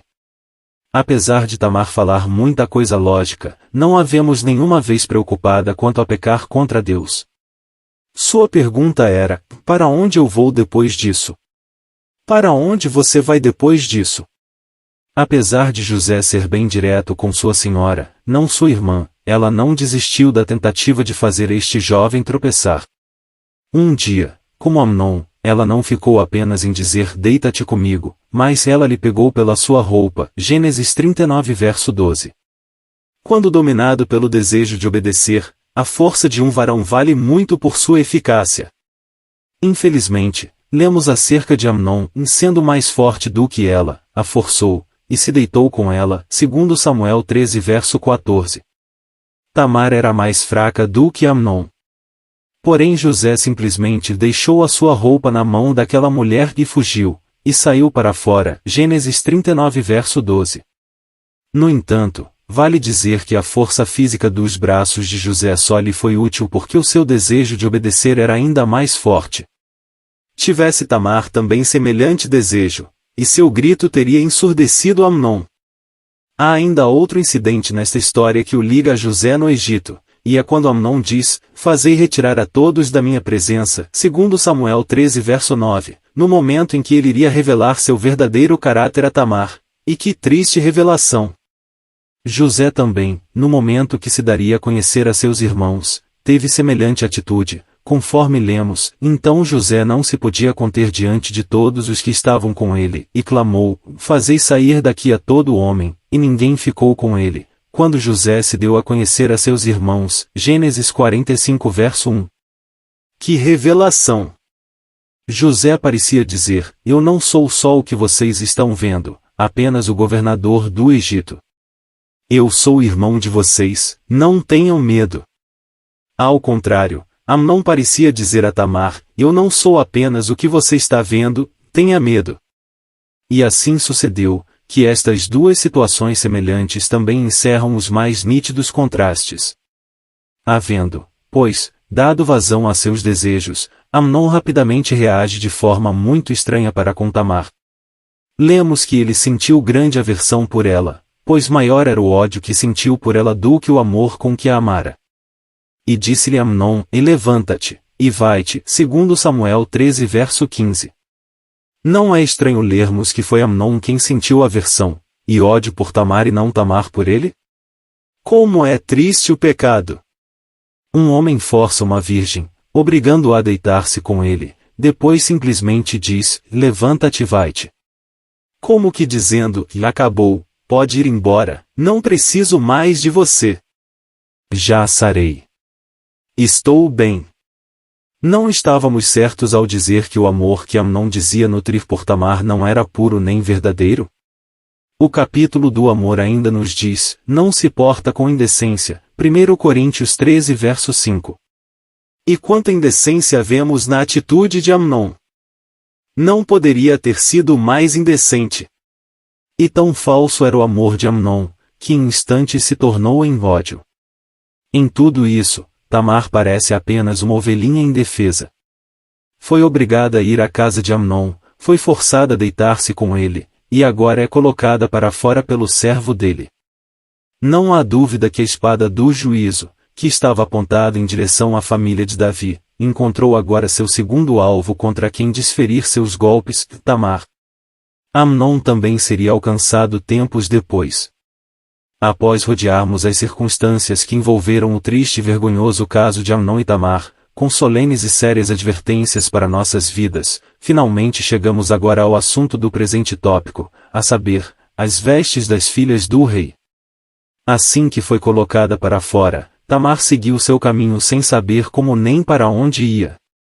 São muito importantes para nossa presente consideração as seguintes palavras acerca de Tamar: e trazia ela uma roupa de muitas cores, porque assim se vestiam as filhas virgens dos reis, segundo Samuel 13 verso 18. Esta roupa de Tamar indicava tanto a sua nobreza, uma filha do rei, quanto a sua pureza, uma filha virgem. A ênfase que é dada a esta roupa não é apenas para dizer que Tamar era solteira, e que estava livre para se casar. O termo virgem e solteira são praticamente sinônimos na palavra de Deus. Sim, é verdade, ela era solteira e, portanto, livre para casar-se.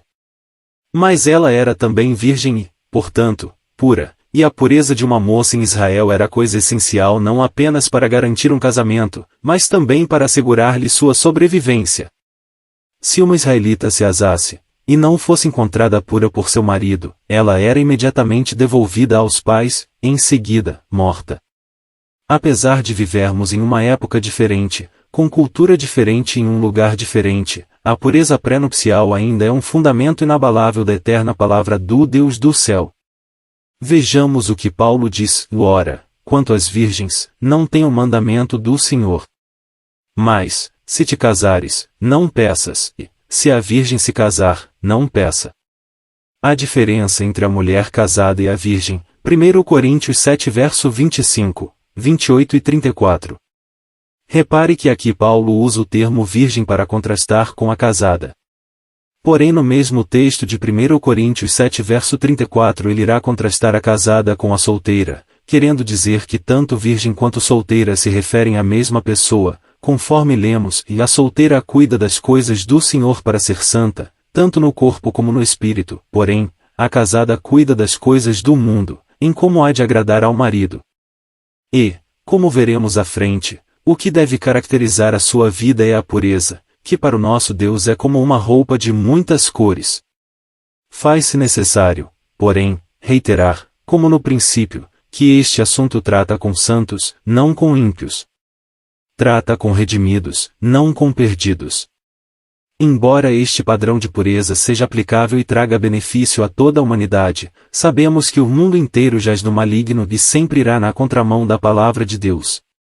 O que devemos fazer é nos certificarmos que não estamos nos rebaixando ao nível daqueles que não têm e não querem ter compromisso com os santos mandamentos do Senhor.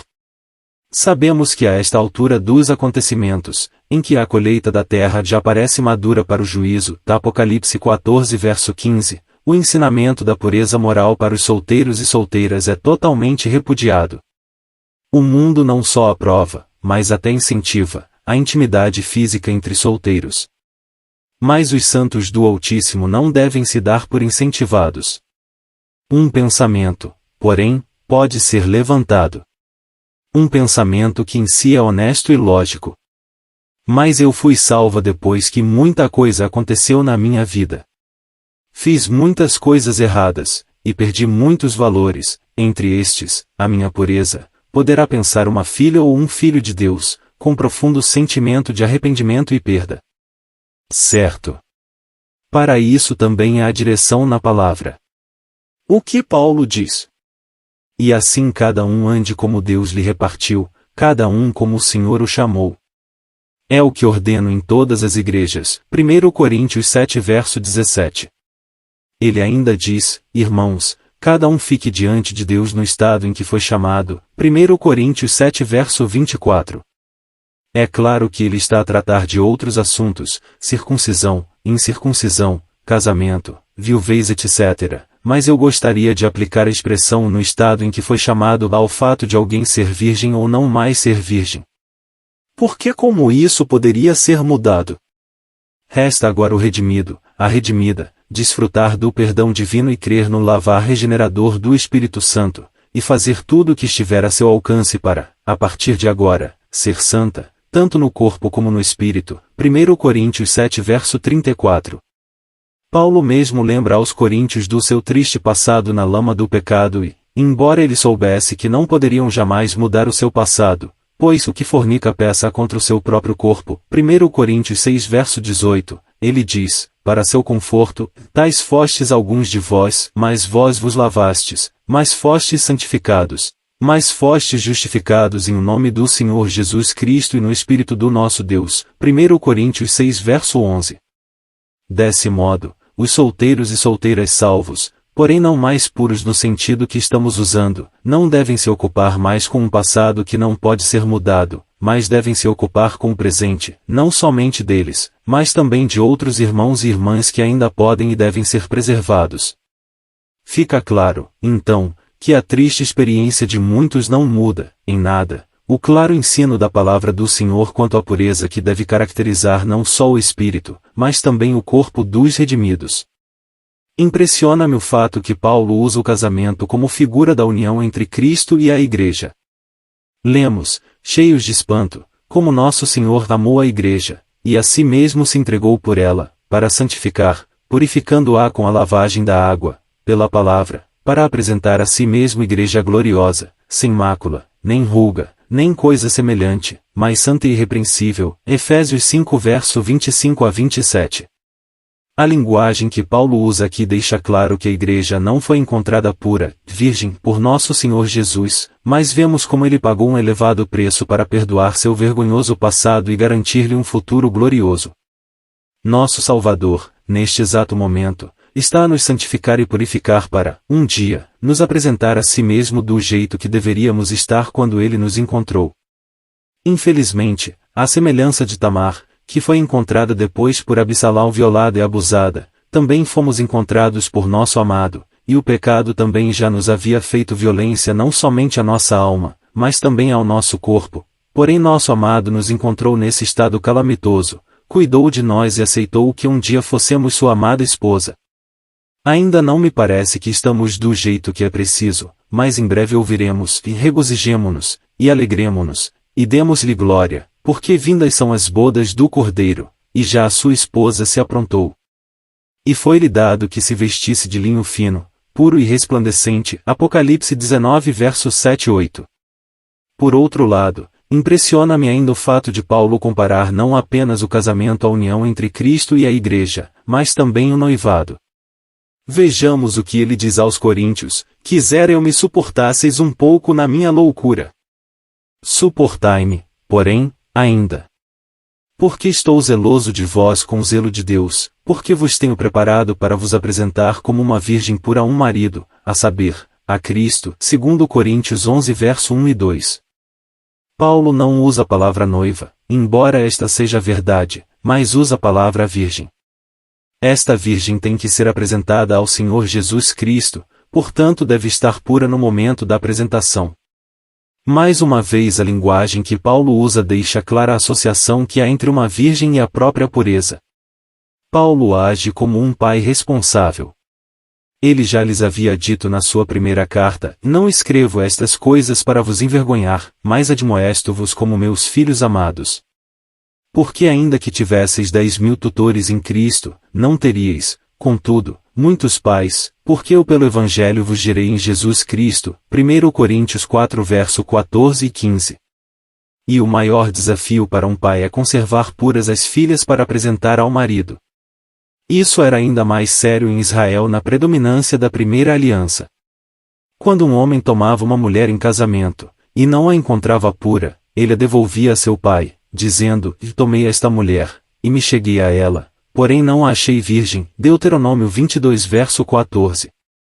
Se o caso fosse confirmado, então este era o procedimento, porém se isto for verdadeiro, isto é, que a virgindade não se achou na moça, então levarão a moça à porta da casa de seu pai, e os homens da sua cidade a apedrejarão, até que morra, pois fez loucura em Israel, prostituindo-se na casa de seu pai, assim tirarás o mal do meio de ti. Deuteronômio 22 verso 20 e 21.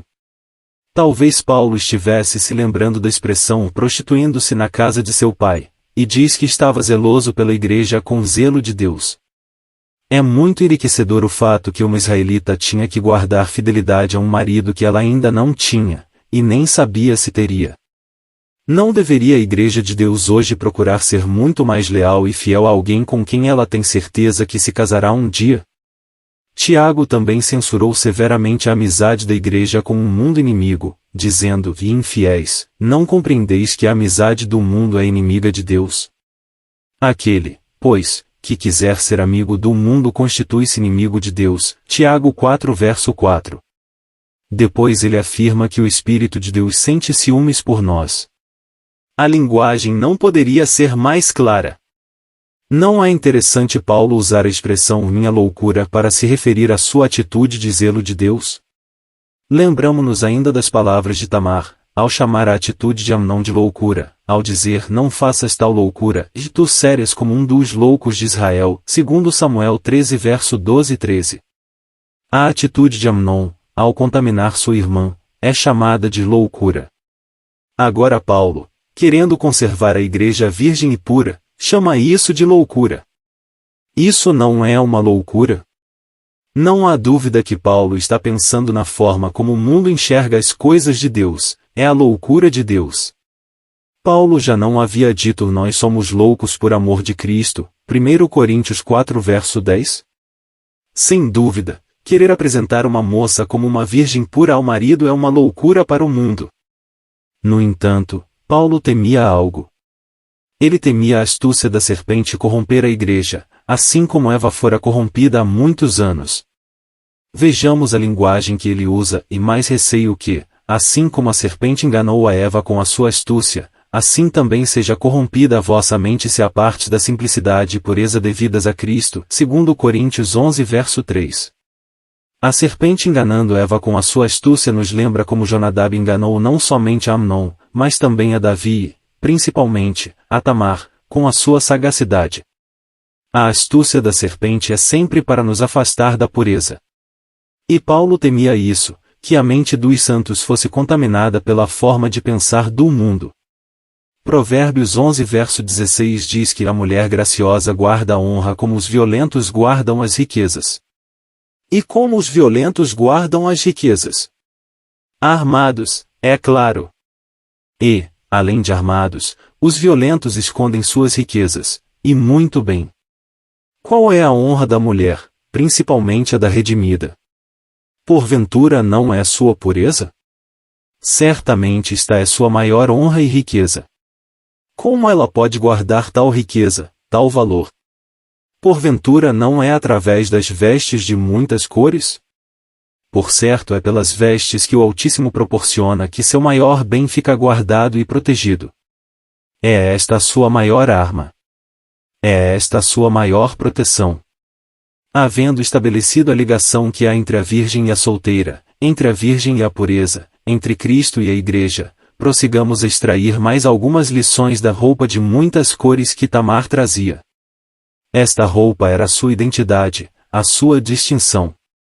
Muito mais do que dizer, sou filha do rei, sua roupa dizia, sou virgem, sou pura.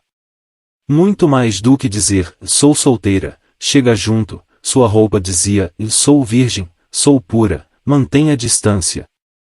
Sua roupa não era tosca, cinzenta, obscura, indefinida, uma cor que expressava solidão e depressão. Não, sua roupa era de muitas cores. Era vibrante, cheia de vitalidade e expressividade. Era um destaque, extremamente visível, mesmo à distância. Todos que a viam tinham que dizer ou pensar, cuidado, esta é filha do rei, é virgem e é pura. Esta roupa expressava o caráter de Tamar, a sua vida, os seus valores, os seus tesouros. A virgindade de uma moça era tudo o que ela tinha, era sua vida, o que tinha de melhor. Se perdesse isso, perdia tudo. Sua roupa de muitas cores assim o dizia. Aplicando a nossa realidade, Como será que nossas irmãs consideram a pureza nesses dias tão conturbados? É o que tem de melhor, sua vida, seu maior tesouro? Lembrando que a pureza é aplicada em todos os aspectos e a todas as pessoas, não apenas às irmãs solteiras, mas também aos irmãos solteiros e a todos os casados. Nossas vestes estão expressando nossa pureza? Quando as pessoas ao nosso redor nos veem, elas pensam de nós, são puros, são santos, apenas por ver como nos vestimos. Nossas vestes, ainda que não sejam de muitas cores, expressam como vibramos e emocionamos com a santidade? Será que os rapazes do mundo, ao olhar para minhas irmãs solteiras, sentem-se encorajados a se aproximar ou dizem, cuidado, esta é filha do rei, é santa, é pura, não se aproxime? Com o coração desfeito em pedaços, Tamar toma sua roupa de muitas cores, e a rasga. Não fazia mais sentido continuar a usá-la. Esta roupa, na verdade, era uma espécie de casaco, uma túnica, um sobretudo, que as filhas virgens dos reis usavam. Agora ela irá rasgar aquilo que era a única expressão pública da sua pureza. Esta atitude era uma forma de dizer adeus à riqueza que guardava com todo cuidado, como os violentos guardam as riquezas. Ela fora literalmente assaltada e roubada. Sentir-se-ia, a partir deste momento, a mais pobre e miserável criatura. Em tom de lamento, Tamar, além de rasgar a sua roupa colorida, tomou cinza sobre a sua cabeça, segundo Samuel 13 verso 18. O céu da sua vida tornará-se escuro e cinzento, nublado e assombroso. O costume de usar cinza pelos israelitas expressava seu profundo arrependimento e lamento por alguma situação ou pecado. Muitas vezes, o uso da cinza era acompanhado pelo uso de um pano de saco, mas a pessoa sentava-se sobre as cinzas. Tamar, por sua vez, coloca a cinza sobre a sua cabeça, indicando ainda mais que ela estava totalmente desorientada e perturbada. Fora-se sua razão de viver, o colorido da sua vida. Não somente pôs cinza sobre a sua cabeça, mas Tamar também pôs as mãos sobre a sua cabeça, e foi andando e clamando, segundo Samuel 13 verso 19. Agora ela clama, grita, porém tarde demais.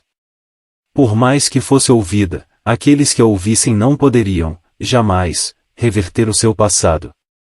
Ao perceber o que havia acontecido, seu irmão Absalão a leva para morar em sua própria casa. Impossível é descrever o ódio com que Absalão ficou de seu irmão.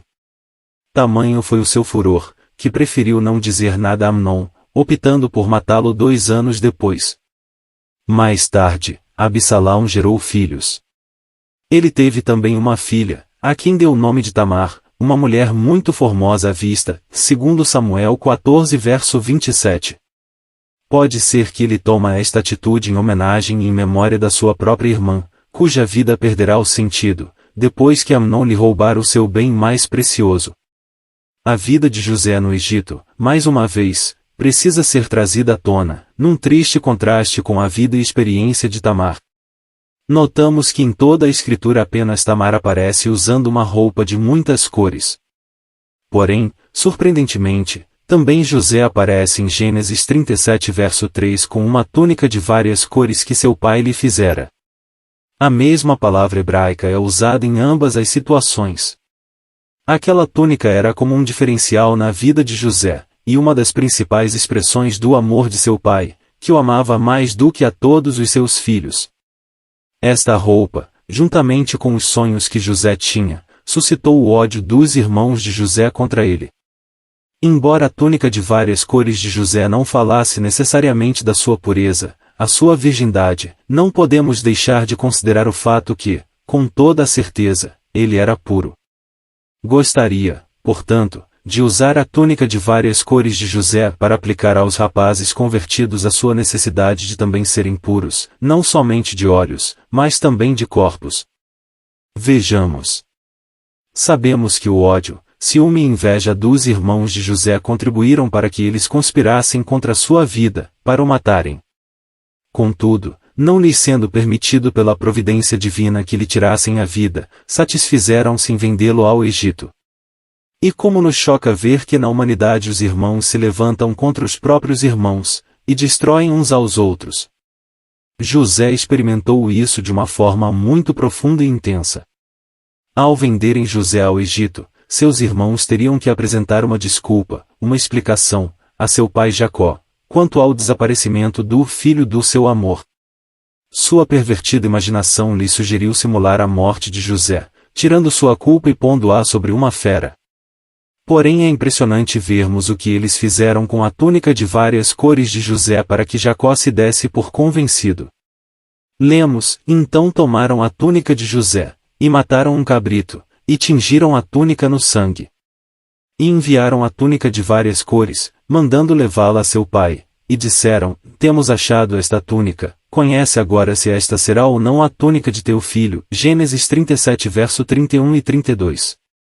Jacó imediatamente conclui que seu filho estava morto, é a túnica de meu filho, uma fera o comeu, certamente José foi despedaçado. Gênesis 37 verso 33. E assim viveu Jacó, enganado, por muitos anos, até que José se revela a seus irmãos no Egito.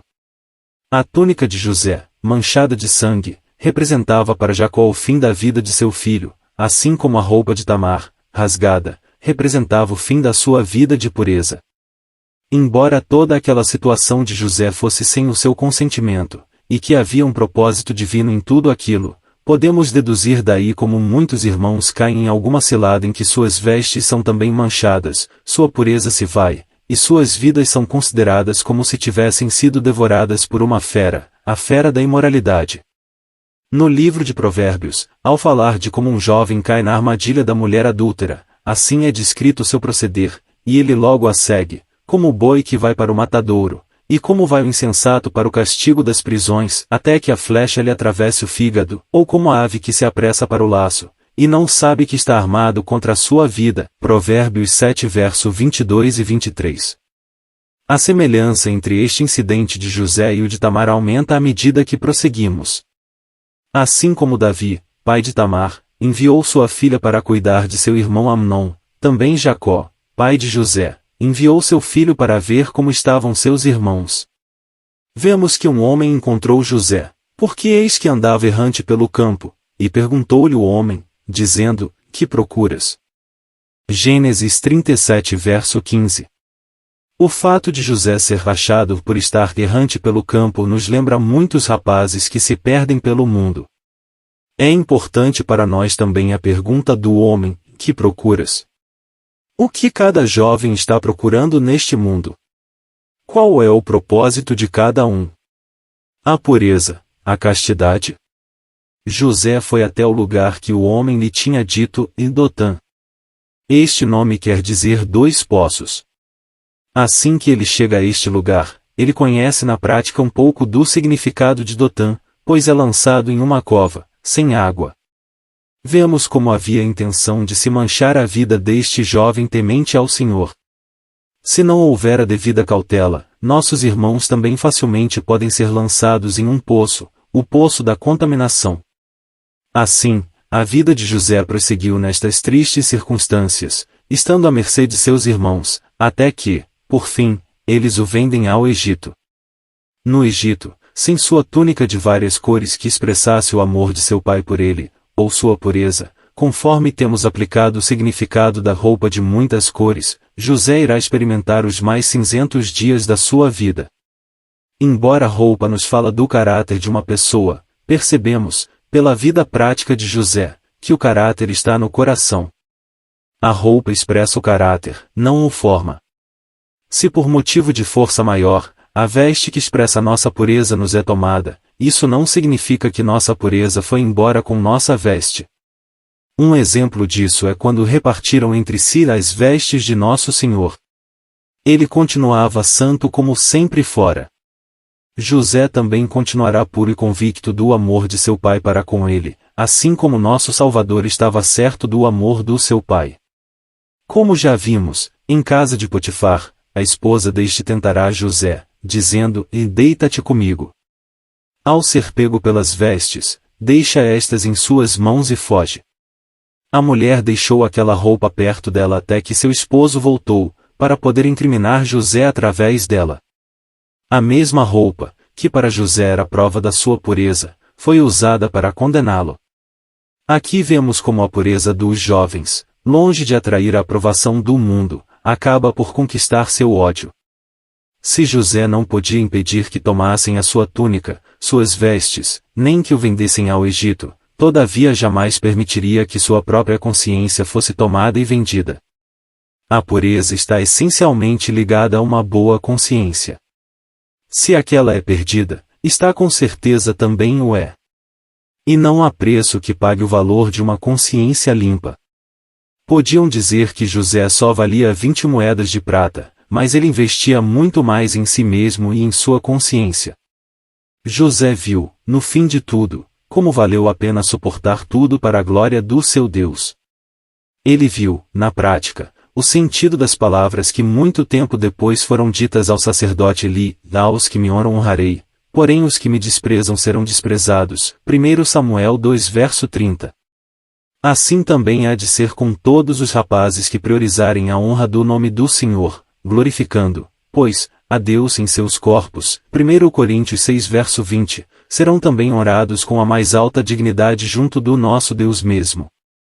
Tanto a roupa de muitas cores de Tamar quanto a túnica de várias cores de José me fazem lembrar do arco da aliança que o nosso Deus colocou nas nuvens em sinal da aliança que ele mesmo estabelecera com Noé e sua descendência, depois do dilúvio.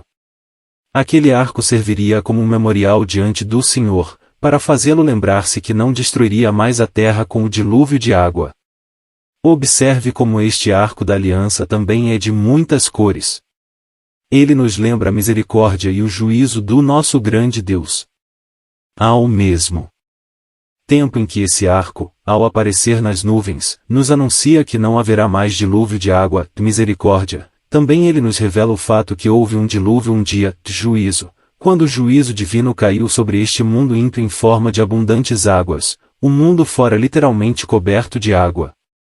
Assim como o arco da aliança do Senhor, de muitas cores, serve para lembrar o próprio Deus a sua aliança com a humanidade, também as vestes de muitas cores de Tamar e de José deveriam nos servir de memorial do compromisso que temos de ter com a pureza e a santidade, em preservar nossos corpos de toda a contaminação ao redor. Não fazemos ideia do peso que tem uma aliança. É de valor eterno, como nosso Deus mesmo afirmou a Noé, e estará o arco nas nuvens, e eu o verei, para me lembrar da aliança eterna entre Deus e toda a alma vivente de toda a carne, que está sobre a terra. Gênesis 9 verso 16. Se cada irmã e cada irmão considerassem o assunto da pureza como uma veste de muitas cores, uma aliança eterna, de que não podem abrir mão, seriam capazes de suportar muito mais os conflitos e batalhas que se levantam a fim de roubar-lhes a castidade. As moças, ao sofrerem ameaças e pressões para abrirem mão de sua maior riqueza, gritariam em alto e bom som, para que socorro do alto lhes fosse enviado. Os moços, ao depararem com o astuto assalto da carne, deita-te comigo, estariam sempre prontos a deixarem suas vestes nas mãos de seja lá quem for, e fugir sei lá para onde. Concluamos este tópico que, por motivo de força maior, tornou-se mais extenso do que o que se tivera a pretensão, e façamo-lo vendo como Jó considerava a pureza do ponto de vista de uma aliança. Vejamos o que ele diz: fiz aliança com os meus olhos, como, pois, os fixaria numa virgem? Jó 31 verso 1. A primeira coisa que temos é o peso da aliança, e uma aliança com os próprios olhos.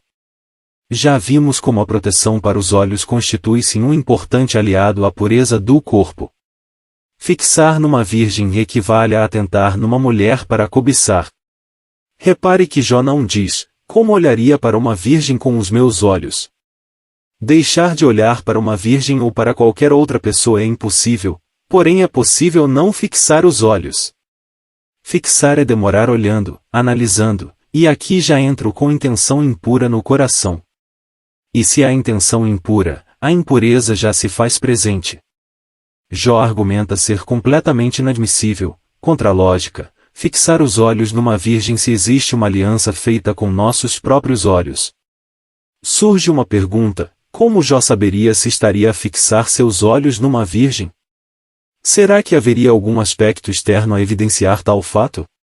Dar-se-ia porventura o caso de as virgens do tempo de Jó também usarem uma roupa de muitas cores, deixando claro a sua pureza?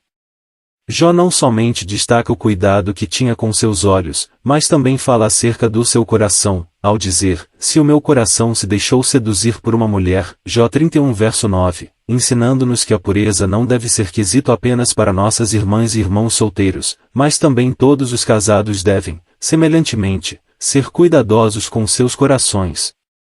Sabendo que se os nossos corações se deixarem envolver, o próximo passo, quase que inevitavelmente, será a impureza na prática como conhecida, tal como sucedeu a Davi. Cabem aqui as palavras do nosso Deus aos israelitas em Malaquias, onde se destaca, não há aliança com os olhos, mas com nosso cônjuge, e dizeis, por quê? Porque o Senhor foi testemunha entre ti a mulher da tua mocidade, com a qual tu foste desleal, sendo ela tua companheira, e a mulher da tua aliança. Malaquias 2 verso 14. Que o nosso Deus, o Pai das misericórdias e juiz de toda a terra, nos assista com seu poder, permitindo que as verdades contidas na roupa de muitas cores de Tamar nos conduzam a um fim mais bem-aventurado.